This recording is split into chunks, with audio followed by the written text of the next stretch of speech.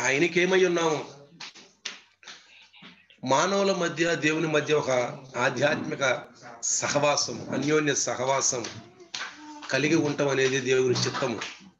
परमेश्वर का उद्देश्य हमारे प्रति क्या है और हमारा उद्देश्य परमेश्वर के प्रति क्या है? परमेश्वर और इंसानों के बीच में एक अच्छा रिश्ता, मेल मिलाप होना चाहिए। ప్రియులారా, प्रियो, ప్రవక్తలు మాట్లాడిన మాటల్లో సత్యం ఉంది. नबियों की कई भी बातों में सच्चाई है। దేవుని తలంపులు వేరు, మన తలంపులు వేరని ప్రవక్తలు మాట్లాడారు. परमेश्वर के विचार अलग है, हमारे विचार अलग है करके नबियों ने कहा है।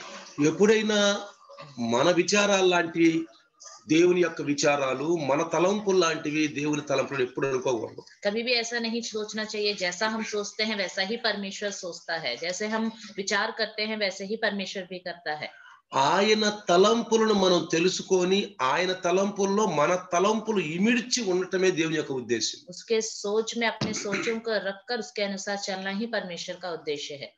ప్రియులారా, प्रियो, ఈ రోజు నేను 3 అంశాలు మీకు చెప్తాను. आज के दिन 3 विषय मैं आपको बताऊंगा। స్వస్థత కలగాలి అంటే, चंगाई मिलना है तो, స్వస్థత కలగాలి. चंगाई मिलना है तो, ఈ యొక్క స్పీడ్ ప్రపంచంలో మనం ఏదన్నా ఒక అనారోగ్యం వస్తే తెల్లారలేకే బాగుపడాలి, తెల్లారలేకే గంతులు వేసేసి మన పనుల పాటలు మనం చేసుకోవాలనే ఒక ఆలోచనతో మనిషి ఉన్నాడు.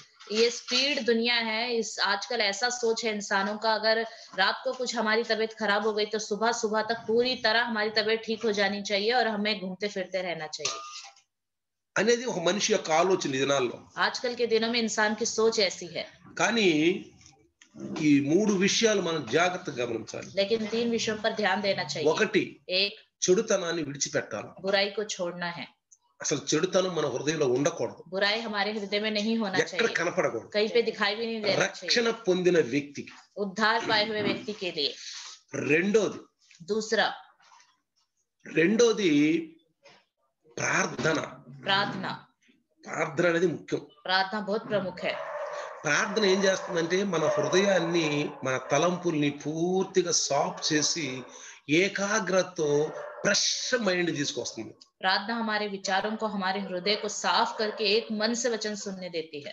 మూడోది तीसरा, ఉపవాసం. उपवास।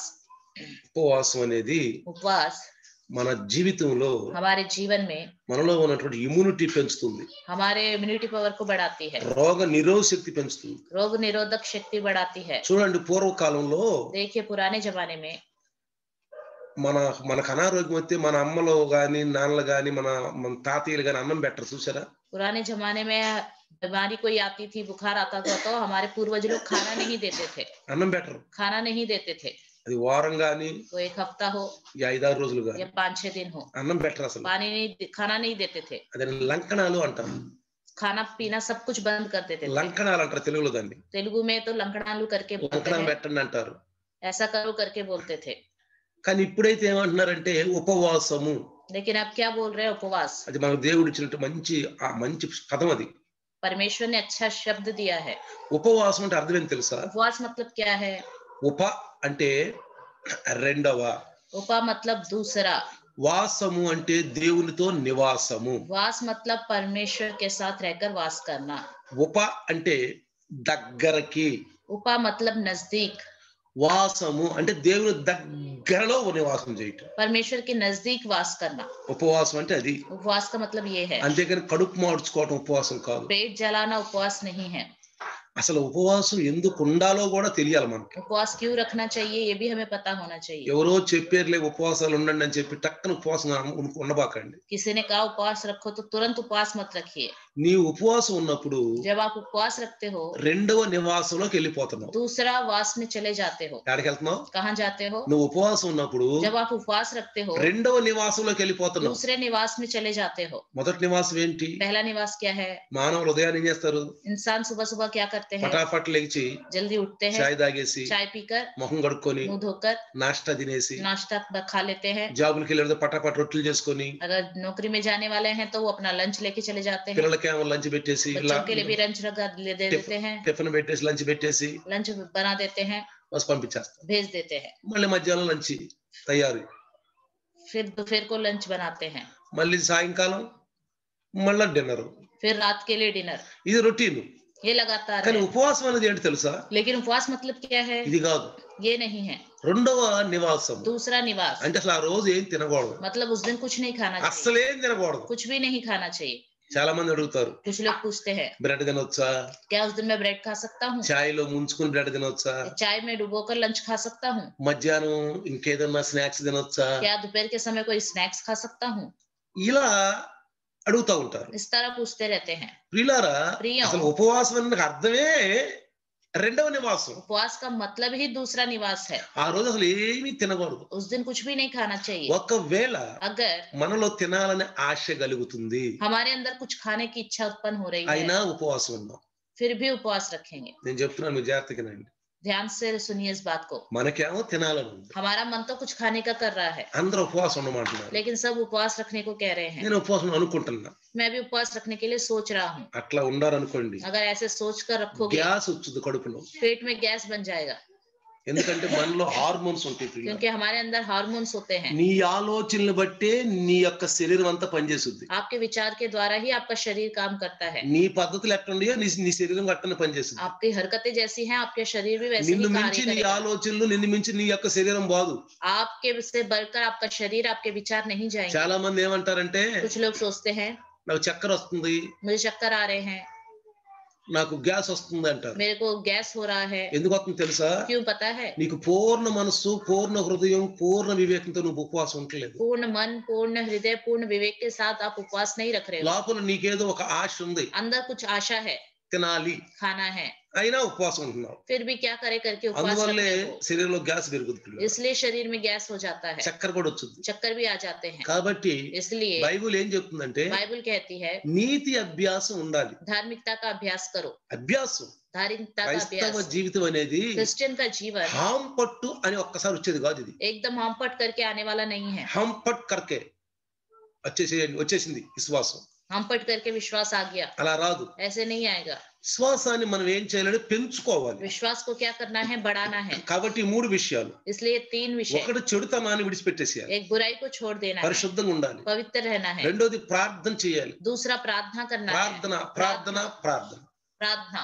ఒక భక్తుని అడిగారంట, एक भक्त से पूछा నీ యొక్క స్వస్థతకి, నీ యొక్క పరిచర్యకి రహస్యం ఏంటంటే आपकी चंगाई और आपकी सेवा का रहस्य क्या है? మూడు అన్నాడంట. उसने कहा 3 विषय हैं। మూడా? 3 ఏంటయ్యి అన్నారంట. वो क्या है? ఒకటి ప్రార్థన, एक प्रार्थना, రెండు ప్రార్థన, दूसरा प्रार्थना, మూడు ప్రార్థన. तीसरा प्रार्थना। అర్థమైందా? समझ में आ गया? ప్రార్థన. మరి ప్రార్థన ఎట్లా చేయాలి? तो प्रार्थना कैसे करना है? కొందరు ప్రార్థన చేస్తా ఉంటారు, कुछ लोग प्रार्थना करते हैं, ఆడ ఈడ గోక్కుంటా ఉంటారు. చూశారు ఎప్పుడన్నా? प्रार्थना करते समय इधर उधर खुजाते खुजाते प्रार्थना करते हैं। చూశారు మీరు? देखा कभी आपने? ప్రార్థన చేస్తా प्रार्थना करते करते హల్లెలూయా హల్లెలూయా యేసయ్యా ప్రభువా స్తోత్రం నాయనా. ऐसे खुजा खुजा के प्रार्थना करते हैं। అది అట్లా చేయకూడదు. ఇప్పుడు ऐसे प्रार्थना नहीं करना चाहिए। ప్రార్థన చేస్తూ కళ్ళు తెలిసి వస్తారు. प्रार्थना करते करते आंख खोलकर देखते रहते हैं పాలు పొయ్యి మీద ఉండి చూడమ్మా, పాలు పెట్టమ్మా కొంచెం అంటారు. ఇక్కడ ప్రార్థన చేస్తా और ఉంటారు. बोलते हैं गैस में मैंने दूध रखा है, बेटा गैस में दूध देखो। వాళ్ళ మనసు అంతా కూడా వర్షం వస్తుందేమో బాటలు బయట ఉండి ఇక్కడ ప్రార్థన చేస్తానే ఉంటారు. इधर प्रार्थना करते रहते हैं, पूरा मन बाहर कपड़े सुखा रखे हैं, शायद बारिश आ रही होगी करके सोचते रहते हैं। ప్రార్థన చేస్తా ఎవరు వచ్చారు చూడమ్మా, ఇల్లు బెల్లు మోతుంది చూడు, ఎవరు వచ్చారు చూడండి. प्रार्थना करते करते किसी ने घंटी बजाई तो बोलेंगे बच्चों से, किसी ने घंटी बजाई देखो कौन आया है। ఇది ప్రార్థన కాదు ప్రియులారా, ये प्रार्थना नहीं है प्रिय, ఇది ప్రార్థన కాదు. ये प्रार्थना नहीं है। మరి ఉపవాసము, ప్రార్థన, చెడుతనాన్ని విడిచిపెట్టాలి. उपवास और प्रार्थना और बुराई को पूरी तरह छोड़ना నేను है। ఒక క్వశ్చన్ చెప్తాను మీకు. मैं आपको एक और बात बताता हूँ। కరోనా వైరస్ కనపడట్లే ఎవరికి? किसी को कोरोना वायरस दिखाई नहीं देता। కనపడుతుందా? दिखाई दे रहा है? కనపట్ల. नहीं दिखाई दे रहा। కానీ लेकिन ఈ వ్యక్తికి కరోనా వైరస్ వచ్చిన ఎట్లా చెప్తున్నాం మనం? हम कैसे बता पा रहे हैं कि इस व्यक्ति को कोरोना वायरस आ गया है? लक्षण। शायद लक्षण को देखकर, లక్షణాలు చెప్తున్నారు. लक्षण को देखकर बता रहे हैं। కాబట్టి లక్షణాలు కాబట్టి కరోనా వైరస్ వచ్చింది. लक्षण ऐसे हैं इसलिए इसको कोरोना అసలు वायरस आ गया। పాపానికి కరోనా వైరస్ తేడా ఏం లేదు. पाप और कोरोना वायरस में कोई अंतर नहीं है। ఈ రెండుకి పెద్ద తేడా ఏం లేదు. दोनों के बीच में कोई बड़ा अंतर नहीं है। పాపం కూడా కనపడదు, पाप भी दिखाई नहीं देता, పాపం కూడా కనపడదు. पाप भी दिखाई नहीं देता। కానీ ఈ మనిషి పాపి అని చెప్తాం. लेकिन इंसान पापी है करके कैसे बता ఈ सकते మనిషి हैं? పాపం చేస్తున్నాడు చెప్తాం. ये इंसान पाप कर रहा है करके कैसे बता सकते అతనికి हैं? లక్షణాలు చెప్తాం. उसके लक्षण को देखकर बता सकते అతనిలో ఉన్న हैं। లక్షణాలను బట్టి చెప్తాం. उसके अंदर के लक्षण को देखकर बता ఓహో सकते ఇతను हैं పాపి, ये पापी है, యేసు ప్రభువుని నమ్ముకున్నాడు గాని यीशु मसीह पर विश्वास तो करता है, ఇతని చూపులు మారలేదు, इसका देखने का नजरिया नहीं बदला, ఇతని అలవాట్లు మారలేదు, इसकी आदतें नहीं बदली, ఇతని కార్యాలు మారలేదు, कार्य नहीं बदले, అసలు ఇతను మారలా. ये बिल्कुल नहीं बदला। ఇంతే. ऐसा ही है। కరోనా వైరస్ వచ్చిన వెంటనే कोरोना वायरस आते ही మనిషిని తీసుకెళ్లి ఐసోలేషన్ లో క్వారంటైన్ లో పెడుతున్నారు. ఇప్పుడు आजकल आइसोलेशन या क्वारंटाइन में ले जाकर పెడుతున్నారు. रख रहे हैं। అక్కడ డాక్టర్ల యొక్క నిగరానిలో ఉంటాడు. वहाँ डॉक्टर की निगरानी में रहता है। డాక్టర్ ఏం చెప్తే చేయాలి. डॉक्टर जो कहेगा वो करना पड़ेगा। ఎప్పుడైతే మనిషిలో పాపం అనే ఆ యొక్క వైరస్ వచ్చిందో, जब इंसान के अंदर पाप का वायरस आ गया, ఇతన్ని కూడా క్వారంటైన్ లో పెట్టాలా. इसको भी क्वारंटाइन में रखना है। అంటే అర్థం ఏంటి? చెడుతనానికి దూరంగా ఉంచాలి, बुराई से उसको दूर रखना, అలాంటి మనుషులకు దూరంగా పెట్టాలి. ऐसे लोगों से दूर रखना है। ఇదే క్వారంటైన్ లో పెట్టాలి ఈ మనిషిని. इंसान को क्वारंटाइन में रखना ఆ है। పెట్టినప్పుడు అతను దేవుని ఆధీనంలో ఉండాలి. तब उसे प्रभु के अधीन रहना है। దేవుని ఆధీనంలో ఉండాలి. प्रभु के अधीन रहना है। మరి ఈ కరోనా వైరస్ మరి తగలకుండా మనిషికి సోకకుండా ఉండాలంటే శానిటైజర్ పూసుకోమంటున్నారు. ये कोरोना वायरस दूसरे इंसानों को नहीं लगना है तो बार बार सैनिटाइजर लगाओ करके बोल रहे हैं। వాక్యం అనే శానిటైజర్ కూడా మనం కూడా వేసుకోవాలా. वचन रूपी सैनिटाइजर हमें भी लगाना ఈ है। లోకంలో ఉన్న గందగి మలినం మనకు అంటకుండా వాక్యం అనే శానిటైజర్ మనం ఎప్పుడు పూసుకుంటూ ఉండాలి. संसार की गंदगी हमें ना लगने के लिए हमेशा इस सैनिटाइजर को लगाते रहना है। वचन रूपी। చూడండి, కనపడని కరోనా వైరస్ కోసం ఎంత జనం ఎంత వాళ్ళు తలడిల్లిపోతున్నారు చూడండి. जो कोरोना वायरस नहीं दिख रहा उसकी वजह से कितने लोग डर रहे हैं, ఎంత మంది అల్లాడిపోతున్నారు. कितने लोग तड़प रहे हैं। కానీ పాపం వల్ల అల్లాట్లేదా? लेकिन पाप की वजह से ऐसा हो रहा है क्या? ఎవరు తెలుసు?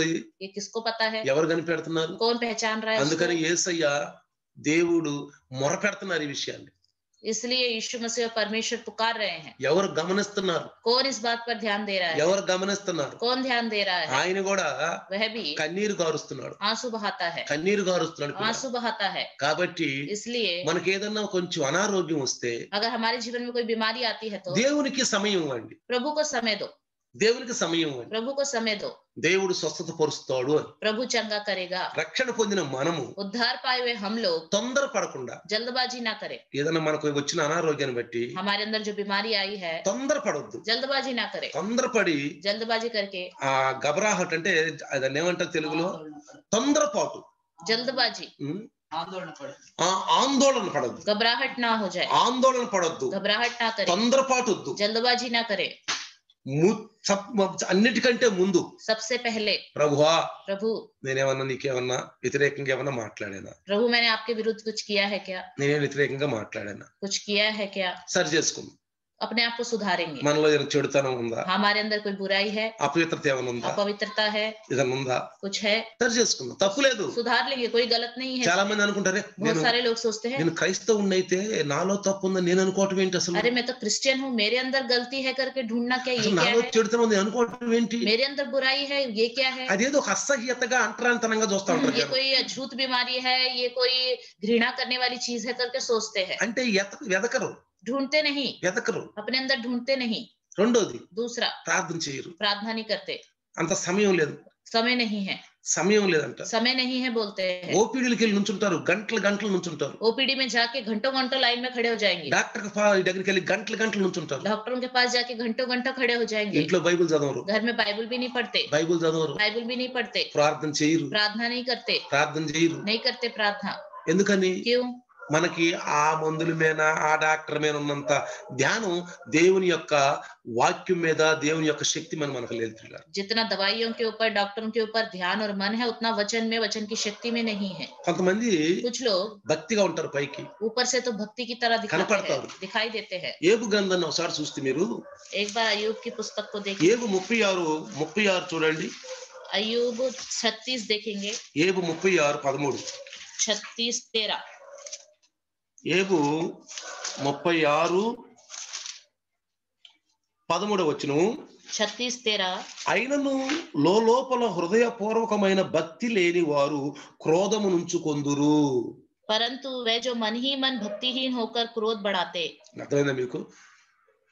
మనిషిలో ఎప్పుడైతే చెడుతనం ఉంటుందో క్రోధం వచ్చేస్తుంది. जब इंसान के अंदर बुराई होती है तो गुस्सा आ जाता है। అంటున్నాడు లోపల హృదయపూర్వకమైన భక్తి లేని వారు. जिनके मन में भक्ति नहीं होती, హృదయపూర్వకమైన భక్తి లేదు అది. हृदय पूर्वक भक्ति नहीं है वो. అందుకే అంటాడు తిమోతి గారు, పైకి భక్తి గలవారు అయి ఉండి దేవుని శక్తి లేని వారు అని. इसलिए तिमोथियस कहता है ऊपर से तो भक्ति नहीं है, परमेश्वर की शक्ति भी नहीं है. కాబట్టి అలాంటి వాళ్ళు క్రోధాన్ని ఉంచుకుంటారంట. ऐसे लोग क्रोध को रखते हैं. వీళ్ళు ఇంకొకటి చెప్తాను మీకు, एक और बात बताता हूँ, అసలు కోపపడకూడదు. बिल्कुल गुस्सा नहीं करना है. కోపపడకూడదు. गुस्सा नहीं करना है. బైబిల్ అంటుంది बाइबल कहता है కోపపడు गुस्सा करो కానీ పాపం చేయదు. लेकिन पाप मत करो. పాపం చేయొద్దు. पाप मत करो. అసలు కోపం అనేది రాకూడదు. गुस्सा नहीं आना चाहिए. వచ్చే వారం చెప్తాను, కోపం వలన వచ్చే అనేకమైన రోగాలు కోపం వలన వస్తాయి అంట. मैं बताता हूँ, अगले हफ्ते बताऊंगा कि गुस्सा से क्या होता है. अधिक बीमारी जो है गुस्सा से ही आती है. ప్రత్యేకంగా దాని గురించి మీకు చెప్తాను. उसके लिए मैं खास तौर पे आपको बताऊंगा. ఎవరికైతే కోపం ఎక్కువ వస్తుందో जिसको गुस्सा ज्यादा आ रहा है, అనేక రోగాలు వాళ్ళకి వస్తాయి అంట. बहुत सारी बीमारियां उनको लग जाएगी. అందుకే అన్నాడు, इसलिए कहता మీ है కోపము ఉదయం కోపం పడితే సాయంకాలం పొద్దు ఆ కృంగిపోయే లోపు అస్తమించే లోపు కోపం పోవాలంట. अगर आपने सुबह आपके अंदर गुस्सा आया है, वो गुस्सा शाम को पूरी तरह से खत्म हो जाना चाहिए. భయము నొంది పాపము చేయవద్దు అన్నాడు. डर रखकर पाप मत करो. భయము నొంది डर रखकर. ఏంటంట, కోపం వస్తే ఏందంట, భయం ఏందంట. गुस्सा आ रहा है तो इसमें डरने की क्या बात है. వచ్చే వారం చెప్తాను మీకు ఆ విషయం. अगले हफ्ते बताऊंगा इसके నేను बारे में. సింపుల్ ఒక మాట చెప్తున్నాను. मैं भी छोटी सी बात बताता మనకు हूँ. కోపం వచ్చినప్పుడు जब हमें गुस्सा आता है, మనకి ఇక్కడ కేంద్ర స్థానం అనేది ఉంటది. ఇక్కడ यहाँ पे केंद्र स्थान होता है. ఇది హోప్లెస్ అయిపోయింది. ये पूरी तरह काम करना बंद कर देता है. హోప్లెస్ అయిపోయింది. पूरी तरह काम नहीं करता. తర్వాత उसके बाद ఎడ్రినల్ అనే గ్రంథి మన యొక్క కిడ్నీ పైన ప్రభావం చూపి మొదలుపెట్టు. एड्रिनल करके एक वह चीज जो हमारे किडनी पे प्रभाव करती है. అది చెడ్డ హార్మోన్స్ ఉత్పన్నం చేస్తుందంట. बुरे हार्मोन्स को उत्पन्न करती है वो. అది మన శరీరంలో ఉన్న ప్రతి నరాన్ని, కండరాన్ని, మూలుగుల్ని అన్నిటిని కూడా ఆక్రమించుదంట. हमारे शरीर में जितने भी नस हैं, जितने भी मसल्स हैं, उन सब पर वो आक्रमण करती है. అందుకే బైబిల్ ఏమని తెలుసా, इसलिए बाइबल में क्या लिखा है, క్షమించండి. क्षमा करो. ఎవరైనా कोई भी ఏమన్నా మనల్ని ఏమన్నా అంటే कोई हमें कुछ कहे, వాని ఆడి పాపాన్ని ఆడేపోతాడు. चलो उसका पाप उसी को ही लग जाएगा. వాడి పాపాన్ని ఆడేపోతాడు. उसका पाप उसी को ही लग जाएगा. పర్వాలేదులే, कोई बात नहीं, పర్వాలేదులే, कोई बात नहीं, పర్వాలేదు कोई बात అని नहीं. మనం తుడిసేసుకో. ऐसा सोचकर हमें छोड़ देना चाहिए, తుడిసేసుకోవాలా. पोछ देना నువ్వు चाहिए. కోపంలో కూడా ప్రభావంలోకి వెళ్ళిపోయావు उस అనుకో, गुस्से में आप रह गए तो నువ్వు కంట్రోల్ అవటం చాలా కష్టం. कंट्रोल होना बहुत मुश्किल है. కంట్రోల్ అవటం చాలా కష్టం. कंट्रोल होना बहुत मुश्किल है. అందుకని కోపం అనేది చెడుతనం చేయటానికి కూడా మరి అసహ్యమైన కార్యాలు చేయడానికి ఉపయోగపడుతుంది. ये गुस्सा बुरे कार्य करने के लिए भी इस्तेमाल में आ जाता है. అందుకని కోప పడకూడదు. इसलिए गुस्सा नहीं होना అసలు है. క్రైస్తవులకు కోపపడే అలవాటు లేదు. అసలు क्रिश्चियन लोगों को गुस्सा होने के लिए कोई भी అనుమతి లేదు. अनुमति नहीं है. అది ఎట్ట బెదరు? ये कैसा है ब्रदर? మానవుడై పుట్టినాక కోపం రాకుండా ఎట్లుంటది బెదరు? इंसान है हम, गुस्सा कैसे नहीं आएगा. మనం మానవులమే, हम इंसान ही కానీ हैं, దేవుని కుమారులమే. लेकिन परमेश्वर की संतान है. అది గుర్తుంచుకోండి ముందు. इस बात को याद रखिए. మానవులమే మనం, हम इंसान ही हैं, కానీ దేవుని కుమారులు మనం.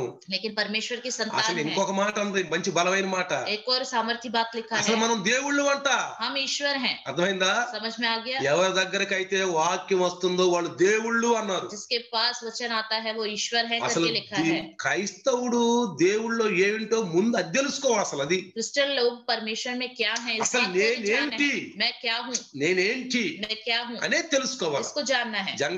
అరణ్యంలో जंगल में సింహం చూడండి शेर को देखिए, ఏమంటది, क्या कहती है, నేను రాజుని అంటది. मैं राजा हूँ, నేను రాజుని అంటది. मैं राजा हूँ. ఇదిగో ఇక్కడ ఉన్నటువంటి జంతువులు అందుకని నేను రాజుని అంటది. इन सब जानवरों के ऊपर मैं राजा हूँ. తనేందో అరణ్యంలో తనేందో తనకు తెలుసు. जंगल में वो क्या है उसे पता है, తనేందో తనకు తెలుసు. उसको पता है वो क्या है. అందుకు ఒక టీవీగా ఉంటది. इसलिए वो बड़े ही चौड़े होकर रहती క్రైస్తవుడు है. దేవుళ్ళో మనం ఏంటో మనం తెలుసుకోకుండా ఏం చేసిన ప్రయోజనం లేదు हम పిల్లరా. क्रिश्चियन हैं, प्रभु में हम कौन है नहीं जानेंगे, कुछ भी करेंगे तो कोई फायदा नहीं. అందుకని శానిటైజర్ వేసి కడుక్కోవాలంటున్నాడు. इसलिए कहता है सैनिटाइजर से धो लो, అప్పుడు కరోనా వైరస్ అంటది కదా. तब कोरोना वायरस नहीं लगेगा ना. నువ్వు వాక్యం అనే శానిటైజర్ వేసి కడుక్కుంటే పాపం అంటదు. वचन रूपी सैनिटाइजर से अपने आप को धोगे तो पाप नहीं ఆ लगेगा. లక్షణాలతో మనకు తెలిసిపోతుంది. उन लक्षणों के द्वारा हमें पता चल जाता ఆ है. లక్షణాలు బైబిల్లో మనం చెప్తా ఉంటాడు దేవుడు. वो लक्षण बाइबल में हमें प्रभु बताता रहता है. కాబట్టి इसलिए రండి ఈ రోజు आइए మొట్టమొదటిగా सबसे पहले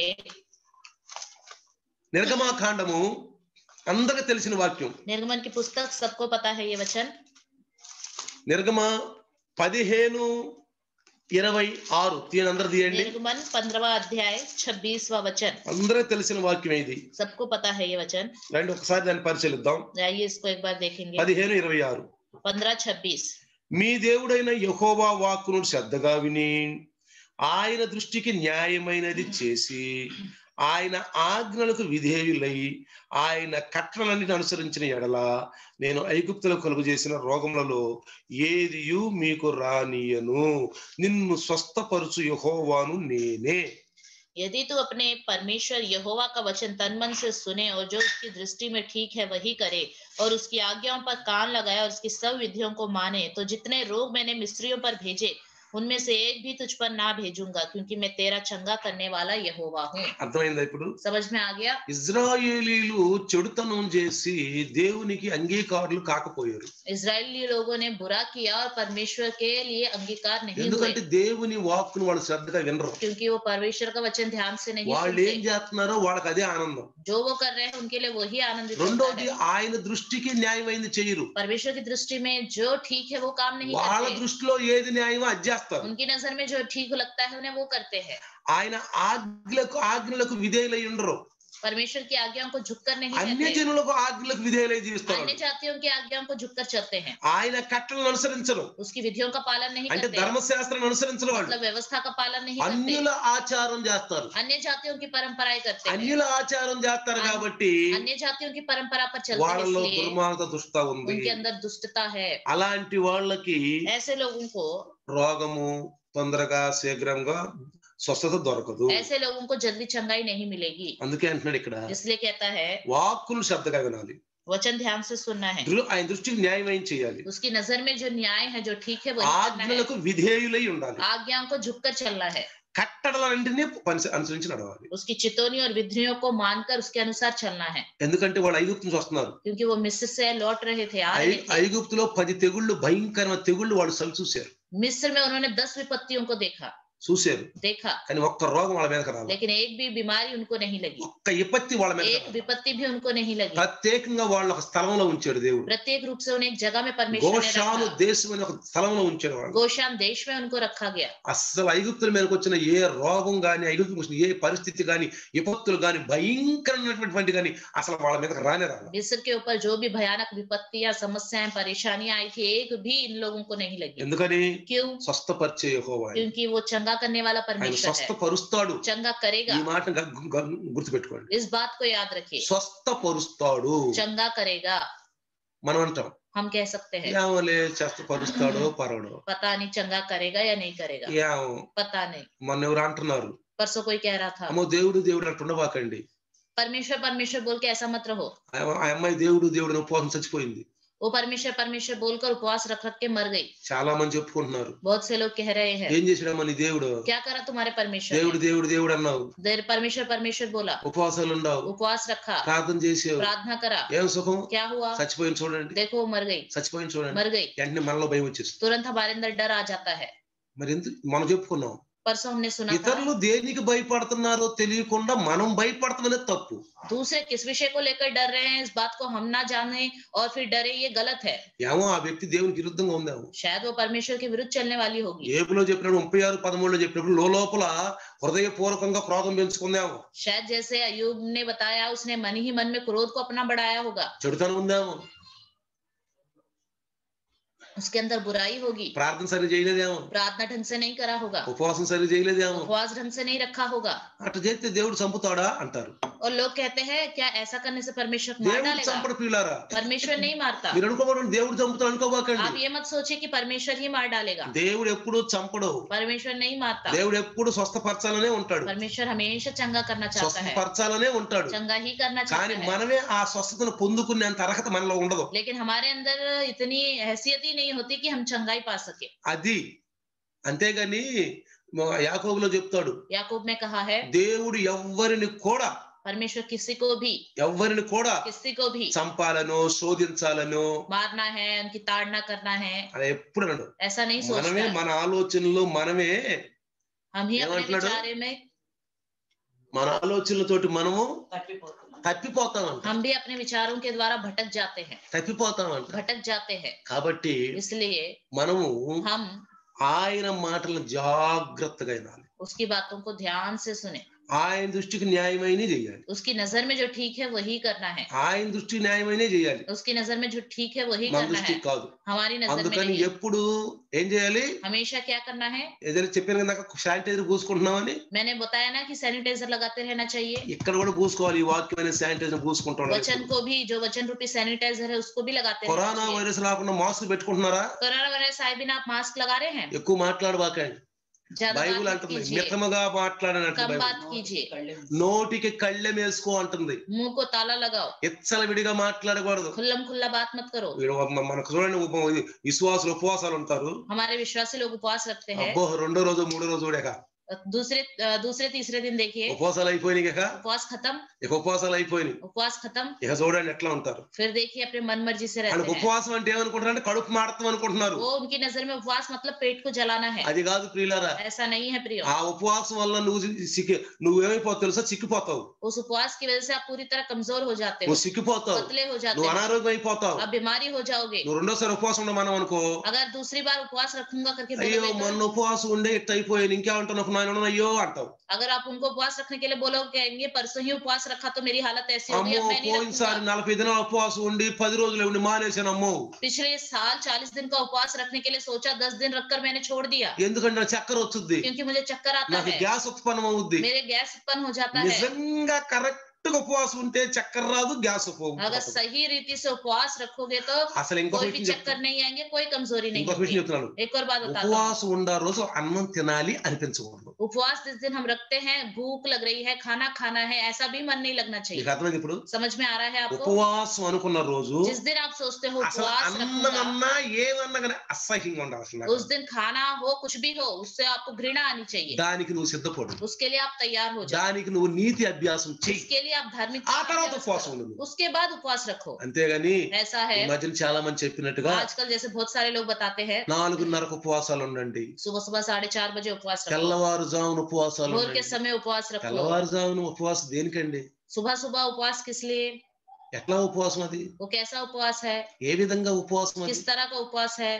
కాబట్టి పిల్లారా, इसलिए प्रियो, ఉపవాసం అనేది उपवास मतलब నువ్వు పగలంతా ఏం భోంచగలుగుతావు, पूरे दिन भर आप कुछ भी नहीं खाते, ఏం कुछ భోంచగలుగుతావు भी नहीं खाते, అస్సలు. बिल्कुल. కావాలంటే తెల్లవారుజామున లెగవండి, हो सके तो सुबह सुबह उस दिन उठ जाओ, 4:30కి లెగవండి. 4:30 बजे उठ जाओ. బైబిల్ ఏమని తెలుసా? बाइबल में क्या लिखा है? బైబిల్లో ఆయన ఉదయ కాలమున ప్రొద్దు బడవక ముందే అల్లా सुबह सुबह भोर के समय करके लिखा है ना, ఏమన్నాడు?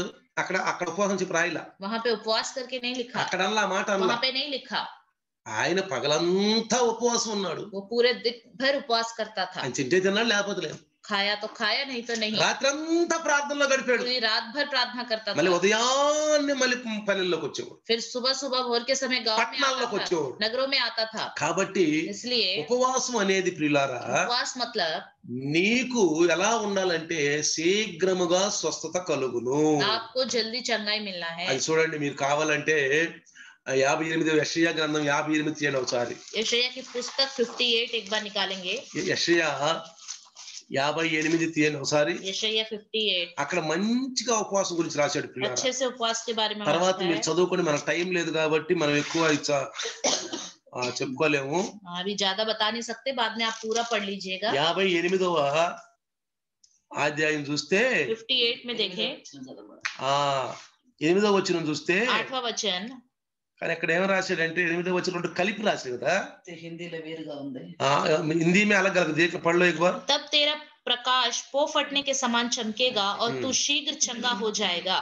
అది అలాగ నీవు చేసిన యెడల పై నుంచి మీరు 6 నుంచి చదువుకోవాలి. మనమైతే 6 నుంచి చదువుకోవాలి. अगर तेलुगु में है तो 6 से हमें पढ़ना होगा. 6 నుంచి మీరు చదువుకుంటా వస్తే 6 से पढ़ते हुए आ जाइए. ఇక్కడ కింద అంటాడు, అలాగ నీవు అలాగున నీవు చేసిన ఎడల నీ వెలుగు ఏకువ చుక్క వలె ఉదయించును, స్వస్థత నీకు శీఘ్రముగా లభించును. అర్థమైందా? समझ में आ गया? అర్థమైందా?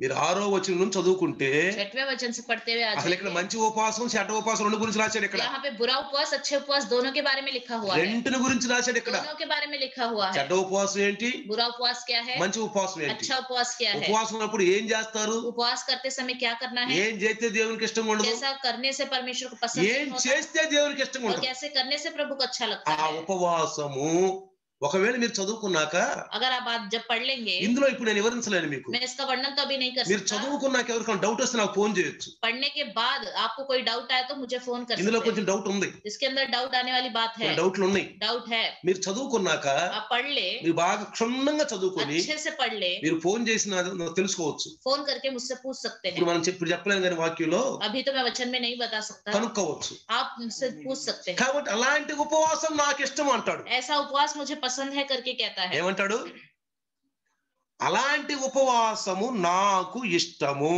ऐसा उपवास से मैं प्रसन्न होता हूँ, అది శీఘ్రముగా స్వస్థత కలుగుద్ది शीघ्र से चंगाई मिलती है। రండి देखिए కీర్తనాకారుడు भजन संहिता దావీదు మహారాజు గురించి మనం చూద్దాం दाऊद राजा के बारे में हम देखेंगे। కీర్తన 30 అండి भजन संहिता దావీదు మహారాజు పాపం చేసినప్పుడు जब दाऊद राजा ने पाप किया, ఒకే ఒకసారి దావీదు మహారాజు పాపం చేశాడు పిల్లరా एक ही बार दाऊद राजा ने पाप किया। ఆయన ఎంత ఉపవాసం ఉండి ప్రార్థన చేశాడు కన్నీరు గార్చాడు कितना उपवास रख के आंसू बहा बहा के प्रार्थना किया, కన్నీరు గార్చాడు आंसू बहाया।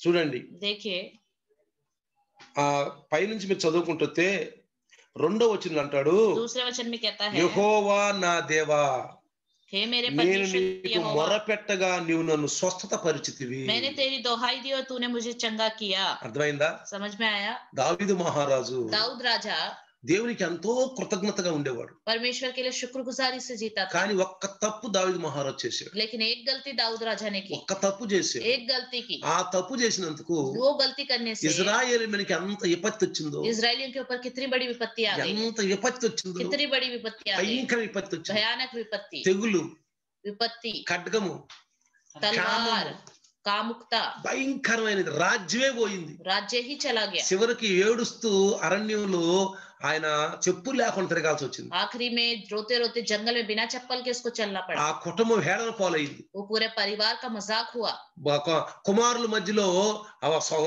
ఐక్యత లేదు पुत्रों के बीच में कोई एकता नहीं, చెడ్డ కార్యాలు జరిగినాయి बुरे कार्य हुए, చెడ్డ కార్యాలు జరిగినాయి बुरे कार्य हुए। కాబట్టి దావీదు మహారాజు నాతాను హెచ్చరించినప్పుడు इसलिए जब दाऊद राजा को नातान ने सावधान किया, వెంటనే ఎన్ని లోబడ్డాడు పిల్లలు. तुरंत सुनकर वो झुक गया, లోబడ్డాడు झुक गया। దావీదు కీర్తన రాస్తూ दाऊद भजन संहिता लिखते हुए, అయ్యా యెహోవా నా దేవా हे मेरे परमेश्वर నేను నీకు यहोवा, మొరపెట్టగా నన్ను जब స్వస్థపరిచి मैंने तेरी दोहाई दी तूने मुझे चंगा किया करके लिखा है। మరి మనమేమో నన్ను స్వస్థపరచయ్యా ఏమో పరుతాడో పడవడో పడవపోతే చచ్చిపోతే प्रभु मुझे चंगा करो, पता नहीं प्रभु चंगा करेगा या नहीं करेगा, चंगा नहीं किया अगर मैं मर गया तो అరే లేనిపోయింది ఎందుకు వచ్చిందిలే पता नहीं ऐसा क्यों करना। చాలా మంది అంటారు बहुत सारे लोग कहते हैं అమ్మో దేవుడు ఉండాలి అమ్మో దేవుడు లేని ఎవరు అన్నారు परमेश्वर तो है, किसने मना किया परमेश्वर नहीं మేము है। కూడా నమ్ముతాం దేవుడు हम भी परमेश्वर पर विश्वास करते हैं, దేవుడు దేవుడేనమ్మా परमेश्वर तो परमेश्वर है, కానీ लेकिन కొంత ఇది కూడా చేయాలి మనం थोड़ा ये भी सोचना चाहिए, తంత్రాలు వేసుకోవాలి మంత్రాలు వేసుకోవాలి तंत्र मंत्र पहनने चाहिए, తాయిదులు కట్టించుకోవాలి ताबीज पहनने అసలు ఎందుకు चाहिए। వచ్చిందో ఈ రోగం ఒకసారి చూపిద్దాం సాధువుల కాళ్ళకి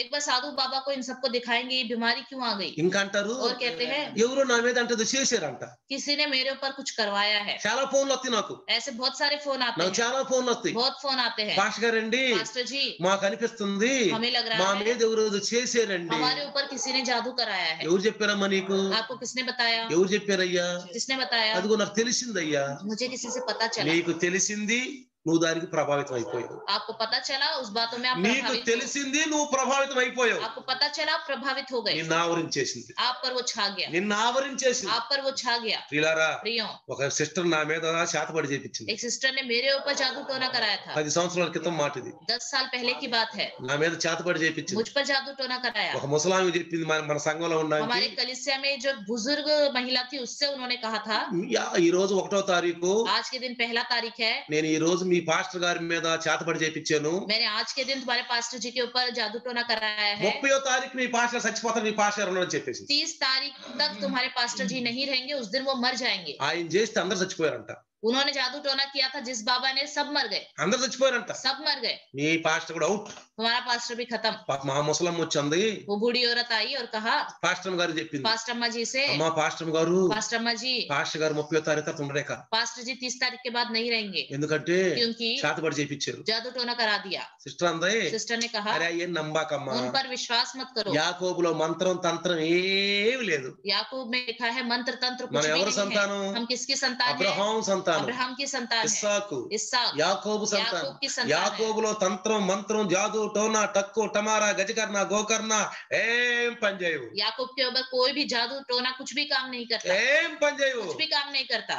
పాస్టర్ గారు 1వ తారీఖున బతికే ఉంటాడు. पास्टर जी 1 तारीख के बाद भी जीवित रहेंगे। నాకు చెప్పింది, मुझसे कहा, నాకు చెప్పింది. मुझसे कहा, నేను తల వంచి చిన్న ప్రార్థన చేశాను. मैंने सर झुकाकर छोटी सी प्रार्थना ప్రభు की, ఆ శక్తిని, प्रभु शक्ति दो, పరిశుద్ధాత్ముడ శక్తిని, पवित्र आत्मा शक्ति दो। ఈ ఆలోచనలు నాకు రాకూడదు, ये विचार भी मेरे अंदर नहीं आना బలహీనత నాకు चाहिए, రాకూడదు. कमजोरी भी नहीं आनी ఆ चाहिए। చేసిన అమ్మాయిని క్షమించయ్యా, प्रभु जिसने जादू टोना किया उसे क्षमा करो, మా అమ్మాయికి ఏం తెలియదు, उसको कुछ भी नहीं पता, తెలియదు ప్రభువా, नहीं पता प्रभु, పాపం సాధు ఉంటాడో ఉండడో. पता नहीं साधु रहेगा या नहीं रहेगा। నాకెందుకు వచ్చిందో ఆ ముసలాం నాకు చెప్పినప్పుడు, जब उस बूढ़ी महिला ने मुझसे कहा, 1వ తారీఖున పోయి సాధు ఉన్నాడో లేడో చూసుకోమని చెప్పి నేను. मैंने बातों बातों में कहा 1 तारीख के बाद जाके देख लो साधु रहेगा या అసలు नहीं సాధు रहेगा। ఉంటాడో లేడో చూసుకోమని చెప్పాను. पहले ये देख लो जाके वो साधु रहेगा या नहीं रहेगा। కొన్నిసార్లు నా నోటి నుండి తెలియకుండా ఆవేశంతో మాటలు జరుగుతాయి, कई बार अनजाने में मैं बोल देता हूँ तो वो बातें हो जाती हैं, జరుగుతాయి. हो నేను जाती చాలాసార్లు हैं। గమనించాయి. मैंने कई बार నేను देखा, అనాలని అన్నాను, मैं जानबूझ के नहीं నేను कहता, అనాలని मैं అన్నాను. जानबूझ के नहीं అది कहता। ఆధ్యాత్మిక ఆవేశం వస్తాయి కొన్ని మాటలు. एक बार वो धार्मिकता में आ जाती है।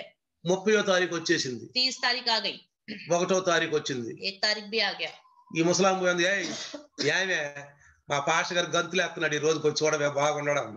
वो बूढ़ी महिला गई उस औरत के पास और जाके कहा देखो मेरे पास्टर जी तो अभी भी अच्छे अच्छे అసలు ఆ బాబా ఉండడం లేదు, ఒకసారి పోయి చూసుకోవే అంది. उस औरत से कहा पहले जाके देख लो तुम्हारा बाबा है या नहीं। పోయి చూస్తే जाकर देखा तो నిన్నే నమ్మ చచ్చిపోయాడు బాబా అని చెప్పి. कल के दिन ही बाबा मर गए थे करके लोगों ने बताया।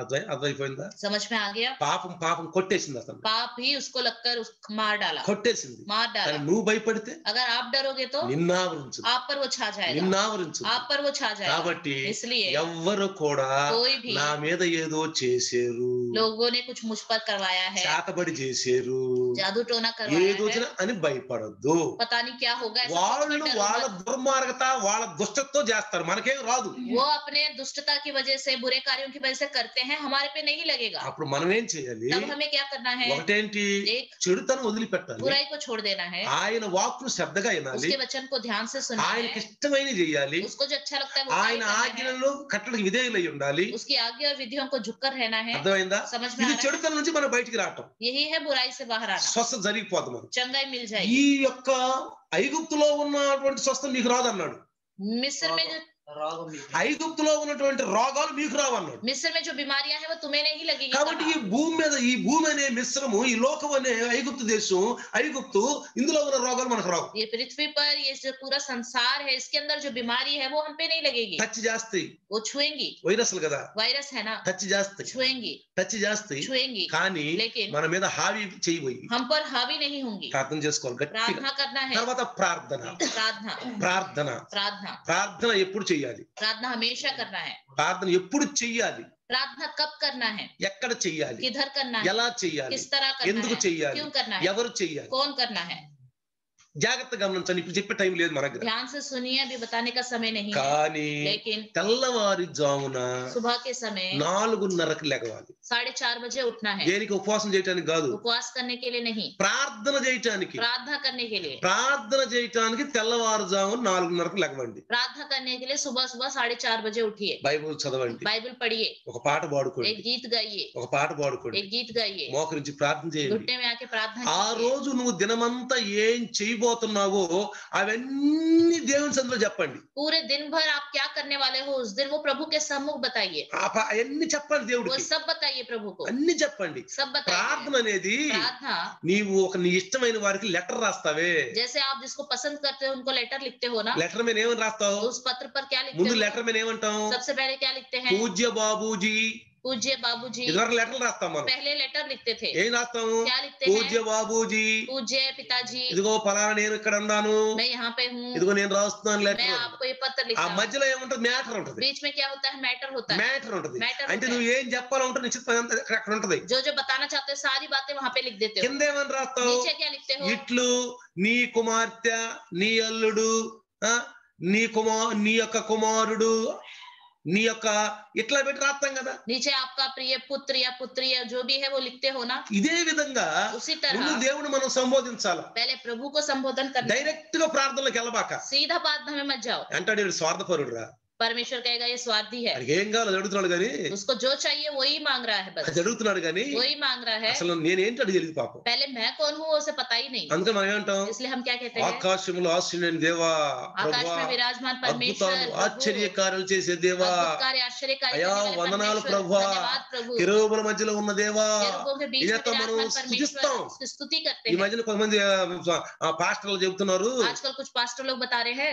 ఈ ఆకాశంలో ఉన్న ఆశీర్వైన దేవా, కెరూబులు మన సుత్తి శాను అయ్యి అనబాకండి, ఒక్కసారి మీకేం కావాలో అది అడగండి అని చెబుతున్నారు ఈ మధ్య సేవకులు చాలా మంది. आजकल बहुत से सेवक लोग बता रहे प्रार्थना करते समय आकाश में विराजमान परमेश्वर, सृष्टिकर्ता, ये सब छोड़ दीजिए, जो हाँ। आपको चाहिए वो मांग लीजिए। అది అప్పుడు దేవుడు ఏమంటాడు తెలుసా? तब परमेश्वर क्या అక్కడ कहेगा? దాకా ఎందుకు? वहां మీరు तक ఒకళ్ళ ఇంటికి వెళ్ళారు అప్పు కోసం, आप किसी के घर गए हैं पैसे मांगने के लिए, అప్పు కోసం వెళ్ళారు. पैसे लेने के लिए, వెంటనే చైర్ వేసుకుని చైర్ మీద కూర్చొని కాలు మీద కాలు వేసుకుని घर पे जाकर उनके पैर पर पैर डालकर చాయ్ ఎత్తురా, चाय लेके आओ। ఎందుకు వచ్చా? क्यों आए हो? 100 రూపాయలు 200 ఉంటాయి కొంచెం, 100 रुपए या 200 रुपए है तो दे दो, 200 300 ఉంటాయి. 200-300 दे दो। ఓరిడు అడుక్కునే ఊడికి ఇంత డిమాండ్ ఇందిరా. अरे मांगने वाला देखो कैसे मांग रहा है, వచ్చి చైర్ మీద కూర్చున్నాడు, आ गया चेयर पे बैठ गया, కాలు మీద కాలు पैर వేసుకున్నాడు. पर पैर डाल लिए। ఆ? ఏందంటే నేను చాయ్ పెట్టమంటాడు. क्या हुआ बोल रहे तो कह रहे चाय बना दो, 200 और ऐसे मांग रहे 200 दे 200 दो, పడాయి భాయ్, 200 పడాయి. 200-300 दे दो। ఏంద్రి ఇది? ये क्या है? ఎట్ట వెళ్తాం మనము? कैसे जाते हैं हम? దేనంగా వెళ్తాం. दीन होकर जाते हैं। ఏం పని మీద వచ్చా? अगर वो पूछेंगे किस काम से आए हो, కూర్చో కూర్చో. बैठ जाओ। ఏంది ఏమైంది? क्या हो गया? ఏం లేదండి, కొంచెం సమస్య వచ్చింది. कुछ नहीं, थोड़ी समस्या आ गई। సమస్య వచ్చింది. समस्या आ गई। ఇంత దీనంగా ఉంటాం. इतने दिन से मांगते हैं। ఎంత మంచోడు అయ్యా, तुम कितने अच्छे हो, నిజంగా పల్లెల్లో కూడా చెప్పుకుంటున్నాను నిన్ను గురించి. तुम्हारे बारे में गांव में भी बता रहे हैं। అడిగిన వాళ్ళకి అందరూ మొహం తిప్పుకోవంట నువ్వు. जो भी तुमसे मांगता है तुम मुंह नहीं వాళ్ళ फेरते हो, అవసరాలు తీరుస్తావంట. उनकी जरूरतों को तुम నిన్ను पूरा గురించి करते हैं। చెప్పుకుంటున్నారయ్యా, तुम्हारे बारे में बता रहे हैं लोग, చెప్పుకుంటున్నారయ్యా, बता रहे हैं, చెప్పుకుంటున్నారయ్యా. ऐसे बातें कर रहे हैं। కొంతమంది అవసరాలు చూస్తారు ప్రియ, कुछ लोग अपनी जरूरतों को ही देखते रहते हैं, చూస్తారు देखते हैं ఇతరుల అవసరం లేని దాన్ని. दूसरों की ఎప్పుడు जरूरतें क्या है। దీనంగా ఉన్నప్పుడు जब दीन रहेंगे అడిగితే ఇస్తారు. जब मांगेंगे तब दे देंगे। మొన్న ఈ మధ్యన మన సహోదరుడు వసంతరావు బ్రదర్ हमारे वसंतराव ब्रदर हैं, ఒక రోజు నాకు ఫోన్ చేశాడు. एक दिन उन्होंने मुझे फोन ఈ किया, వారం క్రితమే इसी हफ्ते के अंदर ఫోన్ చేసి అన్నాడు, फोन करके कहा, బ్రదరు ब्रदर నీకు సురేష్ బ్రదర్ జూతా తీసుకోవాలనుకున్నాను అన్నాడు. आपको सुरेश ब्रदर को मैं शूज लेना चाहता हूँ, స్పోర్ట్స్ జూతా తీసుకోవాలనుకున్నాను అన్నాడు. स्पोर्ट्स जूते लेना चाहता हूँ। ఎందుకు బ్రదర్, ఎందుకు అనిపించింది మీకు అన్నా. मैंने कहा क्यों ब्रदर, आपको क्यों ऐसा मन आया? అరే ఆ చెప్పులు పాపం చెప్పులు వేసుకుని బెదరు ఆ లోపల చర్చిలో తిరుగుతున్నాడు పాపం చెప్పుల్లో బెదరు. అందుకని నాకు అనిపించింది బెదరు ఆ జూతా కొందాం అనిపించింది పాపం. అంత చలిలో అంత ఇదిగా మీరు కూడా నల్ల చెప్పులు వేసుకున్నారు, ఆ బూట్లు వేసుకున్నారు, అయ్యా నల్లగా అయిపోతున్నాయి, సిమెంట్ బొమ్మిడి కొట్టుకుని తెల్లగా అయిపోతున్నాయి, అందుకు నాకు అనిపించింది బెదరు మిమ్మల్ని చూస్తే అన్న. ब्रदर जो थे चप्पल पहनकर ठंड में ऊपर नीचे काम करवाते हुए घूम रहे थे, और आप भी काले जूते पहने हुए थे, सारी धूल मिट्टी लगकर वो जूते भी सफेद हो रहे थे, इसलिए मेरे को मन लगा कि आप दोनों के लिए जूते खरीदो। అటు కాకుండా వసంతరావు బ్రదర్ క్యాన్వాస్ చూసి తీసుకోండి, మనకు 2 క్యాన్వాస్ అంటే ఇస్తాడు కదా. अगर मैं हाथ पे हाथ रख के बोलूंगा ब्रदर मेरे लिए जूते खरीद के लेके आओ, ఒక క్యాన్వాస్ ఇస్తారా, 2 క్యాన్వాస్ ఇస్తారండి 2 जोड़ी लेके आओ, అంటే ఇస్తారా? तो देंगे क्या? ఇస్తారా? देंगे ప్రియులారా, प्रियो। అట్లానే उसी तरह దేవుని సన్నిధిలో కూడా प्रभु के सम्मुख में దీనంగా ఉండి दीन रहकर పసిపిల్లలాగా ఉండాలండి. छोटे बच्चों की तरह रहना మొర్ర चाहिए, పెట్టాలి, पुकारना चाहिए, మొర్ర పెట్టాలి. पुकारना चाहिए, మొర్ర తప్పకుండా వింటాడు. पुकार जरूर सुनेगा। నేను మందులు వేసుకోవడం తప్పు అంటలేదు, मैं ये नहीं कहता दवाई लेना गलत है, డాక్టర్ దగ్గరికి వెళ్ళటం తప్పు అంటలేదు, डॉक्टरों के पास जाना गलत है नहीं बोल నేను रहा, తప్పు అంటలేదు. गलत नहीं కానీ बोल रहा, ముందు लेकिन నువ్వు सबसे ఒక पहले రక్షకుడిని నువ్వు నమ్ముకున్నావు, आपने एक उद्धारकर्ता पर నువ్వు विश्वास వాక్యంలో किया है, విన్నావు, वचन आपने सुना है, వాక్యంలో విన్నావు. वचन सुना నేను है, స్వస్థపరిచే దేవుడిని, मैं चंगा करने वाला परमेश्वर, శీఘ్రంగా స్వస్థపరుస్తాను. शीघ्र चंगा నువ్వు करूंगा। భక్తులు మొర పెట్టినప్పుడు స్వస్థపరిచేది. भक्तों ने जब पुकारा तो उनको మనకు चंगाई అందిన मिली, వాక్యం ఇది. हमें मिला है ये वचन, ముందు ఈ వాక్యాన్ని మీరు అమలు చేయండి. पहले इस वचन का पालन आप करो। కొన్నిసార్లు కొంతమంది ప్రార్థన చేసుకుని బిళ్ళలు వేసుకుంటారు. कई बार कुछ लोग प्रार्थना कर कर दवाइयां ले लेते हैं। వేసుకో, తప్పులేదు. कोई बात नहीं, गलत नहीं है, ले लो,